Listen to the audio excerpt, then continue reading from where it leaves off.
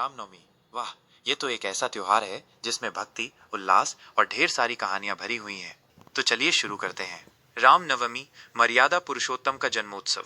रामनवमी का पर्व हिंदू धर्म में एक अत्यंत महत्वपूर्ण स्थान रखता है। यह भगवान विष्णु के 7वें अवतार मर्यादा पुरुषोत्तम भगवान राम के जन्म दिवस के रूप में मनाया जाता है। यह चैत्र मास के शुक्ल पक्ष की नवमी तिथि को पड़ता है, जो आमतौर पर मार्च या अप्रैल के महीने में आती है। रामनवमी न केवल भगवान राम के जन्म का उत्सव है, बल्कि यह उनके आदर्श जीवन, नैतिकता, न्याय और धर्म के प्रति अटूट निष्ठा का भी स्मरण कराता है। यह दिन पूरे भारत और विश्व के उन हिस्सों में बड़ी श्रद्धा और उत्साह के साथ मनाया जाता है जहां हिंदू समुदाय निवास करता है। पौराणिक पृष्ठभूमि, विष्णु का अवतार और राम का जन्म।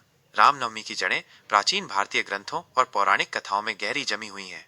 रामायण, जो महर्षि वाल्मीकि द्वारा रचित एक महाकाव्य है, भगवान राम के जीवन की विस्तृत गाथा प्रस्तुत करता है। इस ग्रंथ के अनुसार भगवान राम का जन्म अयोध्या के राजा दशरथ और उनकी पत्नी कौशल्या के घर हुआ था। कथा ये है कि त्रेता युग में रावण नामक एक शक्तिशाली और अहंकारी राक्षस ने पृथ्वी पर आतंक मचा रखा था। देवताओं और मनुष्यों को उसके अत्याचारों से मुक्ति दिलाने के लिए भगवान विष्णु ने मानव रूप में अवतार लेने का निर्णय लिया। राजा दशरथ, जो अपनी निसंतानता के कारण दुखी थे, ने पुत्र प्राप्ति के लिए अश्वमेध यज्ञ किया। इस यज्ञ के फल स्वरूप उन्हें खीर का प्रसाद मिला, जिसे उन्होंने अपनी तीनों पत्नियों कौशल्या, सुमित्रा और कैकेयी को बांटा। कौशल्या ने राम को जन्म दिया, सुमित्रा ने लक्ष्मण और शत्रुघ्न को और कैकेयी ने भरत को। इनमें से राम सबसे बड़े थे और उनमें विष्णु के दिव्य गुण विद्यमान थे। राम का जन्म चैत्र शुक्ल नवमी के दिन पुनर्वसु नक्षत्र में हुआ था। इस शुभ घड़ी में ग्रहों और नक्षत्रों की विशेष स्थिति थी, जो उनके महान व्यक्तित्व और भविष्य के कार्यों का संकेत देती थी।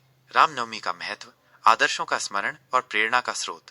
रामनवमी केवल एक धार्मिक त्योहार नहीं है, बल्कि यह जीवन के उच्च आदर्शों और मूल्यों का प्रतीक है। भगवान राम को मर्यादा पुरुषोत्तम कहा जाता है, जिसका अर्थ है पुरुषों में सर्वश्रेष्ठ, क्योंकि उन्होंने अपने जीवन में सत्य, धर्म, न्याय, त्याग और कर्तव्य निष्ठा जैसे गुणों का पालन किया। मर्यादा का पालन, राम ने हमेशा सामाजिक और नैतिक मर्यादाओं का पालन किया। उन्होंने अपने पिता के वचन का सम्मान करने के लिए राजपाट त्याग दिया और 14 वर्ष का वनवास स्वीकार किया। सत्य और धर्म, राम सत्य के मार्ग पर अडिग रहे और उन्होंने हमेशा धर्म का पालन किया, चाहे परिस्थितियां कितनी भी कठिन क्यों न हो। न्याय और समानता, राम का शासन न्यायपूर्ण और निष्पक्ष था। उन्होंने सभी को समान दृष्टि से देखा और कभी किसी के साथ भेदभाव नहीं किया। त्याग और समर्पण, राम ने अपने परिवार और प्रजा के लिए अनेक त्याग किए। उनका जीवन दूसरों के प्रति समर्पण और सेवा का अनुपम उदाहरण है। कर्तव्य निष्ठा, राम ने पुत्र, भाई, पति और राजा के रूप में अपने सभी कर्तव्यों का पूरी निष्ठा से पालन किया। रामनवमी इन आदर्शों को याद करने और अपने जीवन में उन्हें अपनाने की प्रेरणा देती है। ये दिन हमें सिखाता है कि हमें अपने जीवन में सत्य, धर्म और न्याय के मार्ग पर चलना चाहिए और दूसरों के प्रति करुणा और प्रेम का भाव रखना चाहिए। रामनवमी का उत्सव, परंपराएं और रीति रिवाज। रामनवमी का उत्सव पूरे भारत में विभिन्न रूपों में मनाया जाता है। इस दिन मंदिरों और घरों में विशेष पूजा अर्चना की जाती है और भगवान राम की स्तुति में भजन और कीर्तन गाए जाते हैं।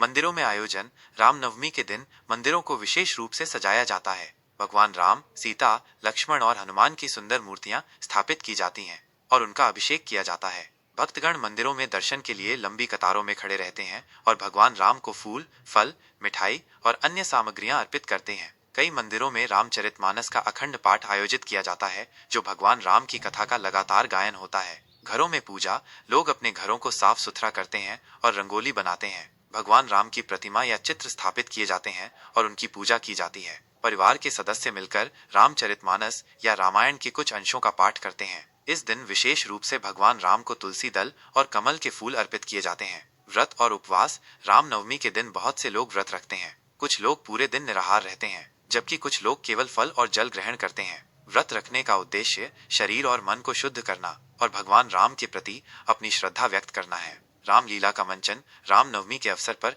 कई स्थानों पर रामलीला का मंचन किया जाता है। रामलीला भगवान राम के जीवन की प्रमुख घटनाओं को नाटकीय रूप से प्रस्तुत करती है, जैसे उनका जन्म, बचपन, विवाह, वनवास, रावण का वध और अयोध्या वापसी। यह प्रदर्शन लोगों को भगवान राम की कथा से जुड़ने और उनके आदर्शों को समझने में मदद करता है। शोभा यात्राएं, रामनवमी के दिन कई शहरों में भव्य शोभा यात्राएं निकाली जाती हैं। इन यात्राओं में भगवान राम, सीता, लक्ष्मण और हनुमान की सजी हुई झांकियां होती हैं। भक्तगण भजन गाते हुए और नृत्य करते हुए इन यात्राओं में शामिल होते हैं। अयोध्या, जो भगवान राम की जन्मभूमि है, में रामनवमी का उत्सव विशेष रूप से भव्य होता है। यहाँ लाखों श्रद्धालु सरयू नदी में स्नान करने और राम जन्मभूमि मंदिर में दर्शन करने के लिए आते हैं। भजन और कीर्तन। रामनवमी के दिन मंदिरों और घरों में भगवान राम के भजनों और कीर्तनों का आयोजन किया जाता है। भक्तगण भक्तिमय गीतों को गाकर और भगवान राम के नामों का जाप करके आध्यात्मिक आनंद की अनुभूति करते हैं। दान पुण्य। इस दिन दान पुण्य करना भी शुभ माना जाता है। लोग गरीबों और जरूरतमंदों को भोजन, वस्त्र और अन्य आवश्यक वस्तुएं दान करते हैं। ये कार्य भगवान राम की करुणा और उदारता के प्रति सम्मान व्यक्त करता है। विशेष व्यंजन। रामनवमी के दिन घरों में विशेष व्यंजन बनाए जाते हैं। आमतौर पर इस दिन अनाज का सेवन नहीं किया जाता है, इसलिए साबूदाना, सिंघाड़े का आटा, कुट्टू का आटा और फल आदि से बने व्यंजन बनाए जाते हैं। पंजीरी, जो धनिया पाउडर, घी और चीनी से बनी होती है, भगवान राम को विशेष रूप से अर्पित की जाती है और प्रसाद के रूप में वितरित की जाती है। क्षेत्रीय विविधताएं। भारत के विभिन्न हिस्सों में रामनवमी रामनवमी का उत्सव पूरे भारत में मनाया जाता है, लेकिन विभिन्न क्षेत्रों में इसकी अपनी अनूठी परंपराएं और रीति रिवाज हैं।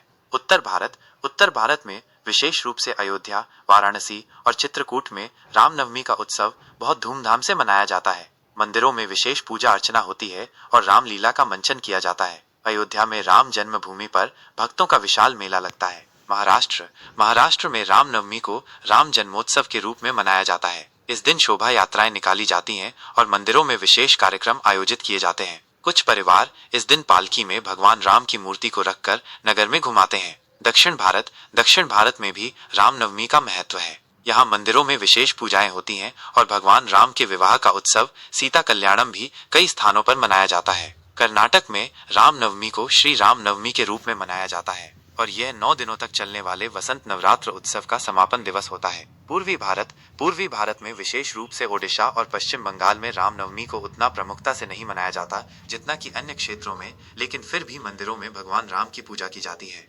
रामनवमी वसंत नवरात्र के 9 दिनों के उत्सव का समापन दिवस होता है। नवरात्र में देवी दुर्गा के 9 रूपों की पूजा की जाती है और 9वें दिन भगवान राम का जन्म दिवस मनाया जाता है। कई लोग पूरे 9 दिनों तक व्रत रखते हैं।